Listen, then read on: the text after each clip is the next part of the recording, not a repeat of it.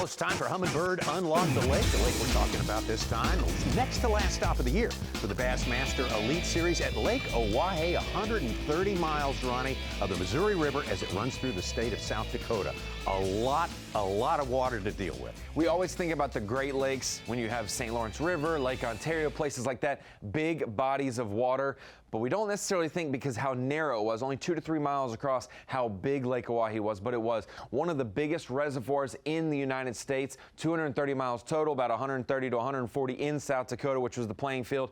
And it really threw some anglers some curveballs this week. Not only tougher fishing conditions in some areas, it kind of fished small in some other areas, and then wind was something we kept our eye on all week long. Absolutely. It was a challenge, start to finish, all 4 days. Such a challenge for these anglers, more than half of whom had never competed here before. There's been one event at Lake Oahe back in 2018, and more than half of the anglers competing this time around were not there. And the history that those 35 anglers that did compete in 2018, it was kind of nullified because, yes, it was the same playing field, but it was about 12 feet low this time, which was much lower than 2018. They didn't have as much Montana ice melt through the winters into the spring, so the water obviously not up to the level we expected at. And we were taking off from, I don't know, what is it, 100 miles farther north on this playing field. So a lot of the areas that they came south towards just barely Venn diagram overlapped the playing field the last time, because that was the upper reaches from the first tournament. So kind of a nullified, brand new, low expectations, no expectations. We were kind of going to see what Oahe provided this time. Call it a new lake for those guys. So there are some guys who figured it out and did very, very well there. Why don't we take a look at the top 4 anglers in our finish there at Lake Oahe. And let's start with Marc Frazier. Second year for Marc Frazier, very impressive angler. He has been rock solid, not only throughout the Elite Series season for his first and second year. To think that how strong he was last year and he didn't win Rookie of the Year just touted how good that class was. But coming into this year, he had only missed 1 smallmouth cut over his first 2 seasons. He did great this week, obviously finishing in top 4, like you said. And what's funny, Tommy, is he equated his smallmouth success to spotted bass fishing. Growing up in Georgia, fishing around Lanier and West Point, places like that, you have to fish off the bank for maybe some more pelagic spotted bass and largemouth that live way offshore, triangulating them on brush piles, using your electronics the best way possible. And he did a lot of that growing up without forward-facing sonar. So now that he has that to his disposal, he's able to be much more efficient. We can really see how good Marc Frazier is at fishing offshore with those drop shot Ned rig techniques. Yeah, had a second day 20 pounds plus. That made him one of the special anglers for sure in this one. He used that to wheel a great finish. Again, another terrific season for Marc Frazier. Only 6 anglers all week, 6 total bags, 20 pounds or more for Lake Oahe, and they came day 1 and day 2, like you mentioned. Got a little tougher on day 3 and 4, but he was able to withstand that. Going into the final day, he was a little pessimistic on stage, wasn't quite sure what his chances would be, but boy, did he put on a flurry there. One of the biggest bags of the final day as well, keeping him in the top 4 and the top 5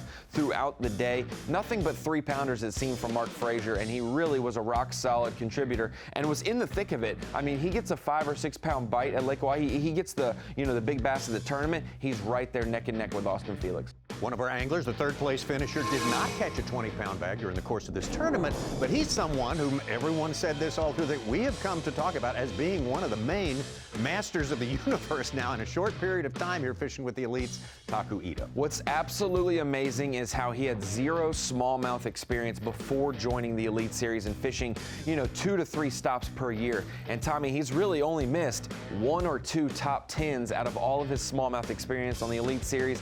Fantastic learner, has spent a lot of time on these bodies of water though. We heard from Mark Zona that he went up a couple weeks after the St. Lawrence. He was still there trying to break down that body of water, knowing that it might be a place that we see on the Elite Series schedule for years to come, putting in that work, learning every single thing possible. We know he spent at least 2 weeks on Lake Oahe just getting familiar with this new body of water, and boy did it pay off for him.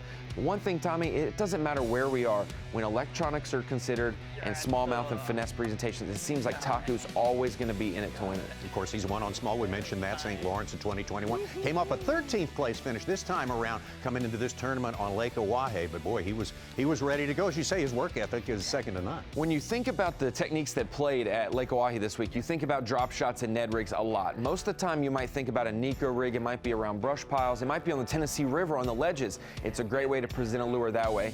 But Taku Ito has been sneakily quiet about his presentations at these smallmouth places.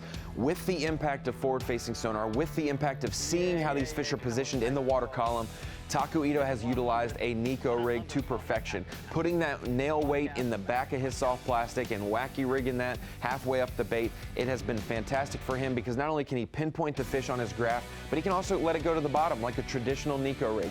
He can control the depth of rate in the fall, and for Taku, that has been a recipe for success. Plus, his secret sauce, that's always been a key thing. Now, is that real? Come on, Ronnie. It's Taku seasoning. Taku seasoning and Taku sauce, those are the two things that have definitely separated him. It is a really natural, almost squid-like, shad-like smell. It is about as pungent as you can probably get, and it is probably straight from the source, organic, right off of a squid's back, and that is how he has that scent that is so strong. And we know smallmouth, not only sight feeders, but also scent-based fish. They definitely are attracted to those strong scents. Super consistent, 17-4 on day one, 16-13, 15-6, and his best day of all, 18-6 on the final day. Did himself a lot of good on that day. He's so good. He's such a good technical fisherman. He doesn't make mistakes. One thing that's interesting with Taku is throughout his career, hasn't done the best on largemouth places. He's definitely learning those, and we've seen him jump up and have good finishes, but he really makes up a lot of Angler of the Year points in these last few events every season. This time it has got him close to the top 10 as this video shot, going into the final event, right there around the top 10 in Angler of the Year, and that's exactly where we expect Taku to be for years to come. We go to second place in the tournament, and another one of our anglers in the top four who did not notch a 20-pound performance during the course of the tournament, but again, super consistent and probably the most feared guy in the whole lineup, Chris Johnston. What was it on day 1 and 2, Tommy? He had 18, almost the same weight. 18-13. 18-15 and 18-13 had him in the lead after 2 days of this event, and we knew this is a little scary for the guys that he said he wanted to get revenge on Jay Shakira, who Jay went over to their territory and won. He wanted to come over to the Midwest and win, and being in it to win it for this whole final day. Honestly, Austin Felix jumped out to about a 12-pound limit, had the early lead, took a few hours for Chris Johnston, but when he started to make his move on that final day, he jumped up and had, the biggest lead we had seen on anyone over Austin Felix throughout the week, but then Austin, a couple key catches made him prevail, but Chris Johnston, exactly what we expect from that smallmouth fanatic. One day that really kind of got under his skin, day number 3, when he only caught 13 pounds and 12 ounces. It was a very weird day because they had just had 2 really strong wind days, and they said, oh, thank goodness, the wind's going to lay down. We'll be able to navigate around. We'll be able to find some extra areas, but it did get tough, and we saw for some guys who were able to catch, 16, 17, 18 pounds and stay consistent throughout the week. That was the one day that was tough for Chris Johnston. He'll have it. It'll be the Johnston's curse. Corey, day 3 at St. Lawrence, had him kind of confused. Day 3 at Oahe had Chris confused, but for any of the Johnstons to be in the top 10 on the final day of a smallmouth event, you knew the rest of the top 10 had their eye on him. Let's talk about the champion, of course, picked as one of the favorites all along leading up to the tournament from neighboring state of Minnesota. Austin Felix, the 2020 Rookie of the Year, and has had a super record ever since then. This may have been his most challenging season so far, leading up to the northern swing and the end of the mid-swing. What's absolutely incredible about Austin Felix is he started the year off strong, 6th at the St. Johns River in Florida. We thought, uh-oh, Mark Zona's prediction of Angler of the Year could come true. What a great start for him. But then, boom, we hit a little bit of a wall. I think it was Santee Cooper and it was Harris Chain, a couple tough events for him, Chickamauga as well. And then he started to rebound. He gets to Pickwick, gets to the St. Lawrence, knocks out 2 11th place finishes, and then we knew he was going to make the final day cut here. We had a camera in his boat on day 1. We saw him lose a key fish. We said, will that hurt Austin Felix going forward for the rest of the event? Because big fish were not as plentiful as we had hoped for, so if you got a big bite, you better land it.